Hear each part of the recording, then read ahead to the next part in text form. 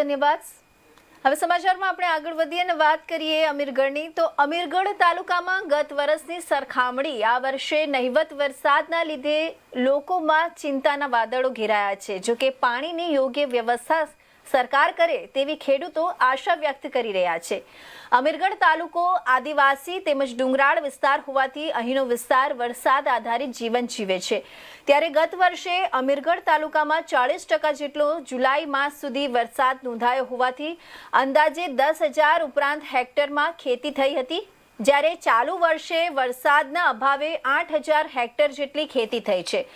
અમીરગઢ જિલ્લામાં પિયત 1,33,044, જ્યારે બિન પિયત 4,524 હેક્ટર જમીન છે। તે ઉપરાંત જળાશયો અને નદી નાળાઓ જે છે તે, પરંતુ વરસાદ વગર જળાશયો નદી નાળામાં ધૂળની ડમરીઓ ઉડી રહી હોવાથી ખેડૂતો સહિત લોકોમાં ચિંતાના વાદળો ઘેરાયા છે। અત્રે ઉલ્લેખનીય છે કે આગામી દિવસોમાં સારો વરસાદ નહીં પડે અને નદી નાળા જળાશયો છલકાય નહીં તો તાલુકામાં જળ સંકટ ઊભું થશે અને 25 વર્ષ પહેલાની સ્થિતિ સર્જાય તેમ છે।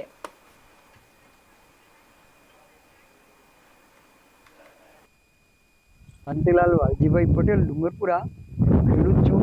અમારે હાલ પરિસ્થિતિ એટલી ખરાબ છે કે વરસાદના અભાવે બિયારણો મોંઘા લાવેલા ખેતરમાં નાખી દીધા હતા, એ પણ બગડી ગયા છે હવે, અને અમારું જીવન નિર્વાહની સમસ્યા મોટી થઈ ગઈ છે। માટે સરકાર અમારું ધ્યાન દે, અમે ખેડૂત પાયમાલ છીએ। બીજું શું કરીએ, પાણી માટેની કોઈ જોગવાઈ કરે, ડેમમાં ગમે ત્યાંથી પાણી નાખે, અગર તો કોઈ જે જોગવાઈ ગમે તે કરે તો અમારો આધાર થઈ જાય। અગર સરકાર આર્થિક રીતે મદદ કરે તો બી અમારું જીવન નિર્વાહ થાય, એના માટે સરકારને અપીલ કરીએ છીએ। મારું નામ પટેલ નંદુભાઈ કરમસિંહભાઈ, ગામ ડુંગરપુરા, તાલુકો અમીરગઢ, જિલ્લો બનાસકાંઠા। અમારા અમીરગઢ વિસ્તારની અંદર ગઈ સાલની અંદર જોવા જઈએ તો 40%થી ઉપર વરસાદ હતો આ જુલાઈ માસની અંદર, અને આ ચાલુ વર્ષે 2026ના જુલાઈ માસની અંદર લગભગ ન ગણો ઓછામાં ઓછો એટલે 0% જેટલો વરસાદ આ વર્ષે વરસ્યો છે। તો અમારા ખેડૂત મિત્રોને અને આમ પબ્લિકને પાણીની ખૂબ મોટી સમસ્યા ઊભી થાય એવો અમારો અંદાજો છે કે ભાઈ પાણી આ વર્ષે ચાલે એવું નથી। ખેડૂતોને જમીનની અંદર, પાતાળની અંદર બોર કરાવો કે કૂવા કરો, ઊંડા કૂવા કરો, પણ તોય પણ પાણી આવે એવું લાગતું નથી। પરિસ્થિતિ બહુ ખરાબ છે।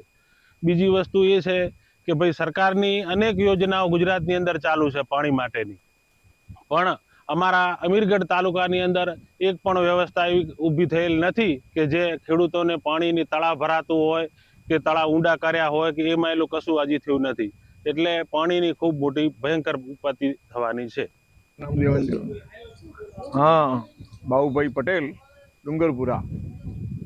અહીંયા હાલ ઘડી બિલકુલ વરસાદ જેવું વાતાવરણ પણ નથી અને વરસાદ આવતો નથી।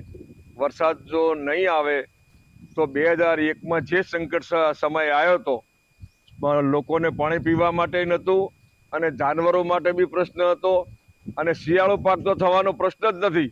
હાલ ઘડી તો કદાચ પાણી પીવા જેટલી વ્યવસ્થા છે પણ બાકી કોઈ વ્યવસ્થા નથી। અને દુષ્કાળ જેવું જ લાગશે, હાલ લાગી રહ્યું છે। જેવો 2001માં પરિસ્થિતિ હતી એ જ પરિસ્થિતિ અત્યારે છે, અને જીવન નિર્વાહ કઈ રીતે કરવું એ પણ પ્રશ્ન ઊભો થશે। અમારા ખેડૂતોને શિયાળુ પાક તો થવાનો મુસીબત આવી ગઈ છે જબરજસ્ત। મારું નામ તરુણ વસંતભાઈ પટેલ, ગામ ડુંગરપુરા, તાલુકો અમીરગઢ, જિલ્લો બનાસકાંઠા।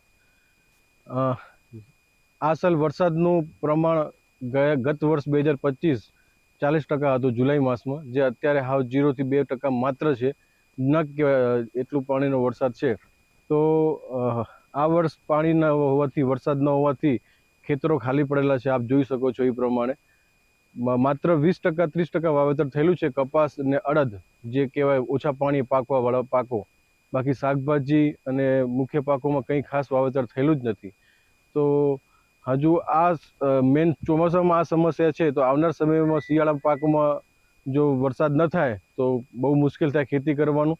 તો સરકારશ્રી જળાશયોમાં પાણી જો નાખે અને જળાશયો પાણીથી જીવિત થાય તો ખેતી કરવી શું કહેવાય એક સહજ બને, સરળ બને। તો સરકારને એક અરજી છે કે જળાશયોમાં અમીરગઢ તાલુકામાં પાણી નાખે અને થોડું આ જે કાળ વરસ જેવું છે, વરસાદ નથી, એનામાં ધ્યાન આપીને જે સહાય થતી હોય એના માટે ધ્યાન કરે.